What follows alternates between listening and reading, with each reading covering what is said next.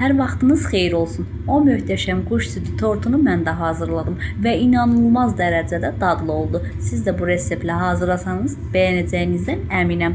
Əvvəlcə 4 yumurta, 1 stəkan şəkər tozu, 1 paçka vanil, 1 xörək qaşığı soda, üzərinə 3 xörək qaşığı sirkə, 50 qram duru yağ, 80 qram kərə yağı, 2 xörək qaşığı bal əlavə edib qazın üzərinə yerləşdiririk. Vamxodda dayanmadan qarışdırırıq ki, dibi tutmasın. Rəngi tütləşib, karamelizə olduqdan sonra qazın üzərindən götürürük. Sonra üzərinə hissə-hissə unu əlavə edirik. Deməli, mən bura 3 stəkan yarım un işlətdim. Əslində 4 stəkan olmalı idi. Yumurtalar balaca olduğuna görə 3 stəkan yarım getdi. Xəmiri yoğurduqdan sonra kənarda soymağını gözləyirik. Əsla soyuducuya qoymayın, öz xodunda soyusun. Xəmir soyuduqdan sonra 6 bərabər hissəyə bölüb kvadrat forma verdim ki, elə kvadrat formada da yaymaq çətin olmasın. Xəmirləri bir qədər gözlətdikdən sonra yağlı kağızın üzərində yaydım. Yaydıqdan sonra vilka ilə üzərinə dəliklər açdım ki, mənasız şişmələr olmasın. Hər yuxanı 1 dəqiqə yarım bişiririk. Çox bişirməyə ehtiyac yoxdur ki, qurumasın. Deməli, yuxaları bişirib qutardıqdan sonra keçirəm kremimizi hazırlamağa. Krem üçün otaq şəraitində gözlətdiyim kərə yağını yaxşıca mikserlə açıram. Sonra həmin temperaturda olan bir banka sütünü üzərinə əlavə edib, deməli, krem halına gələnə qədər yaxşıca çırpıram.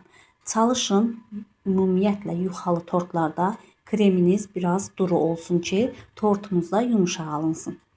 Baxın, məndə krem bu kıvamda oldu. Lap istədiyim formadadır.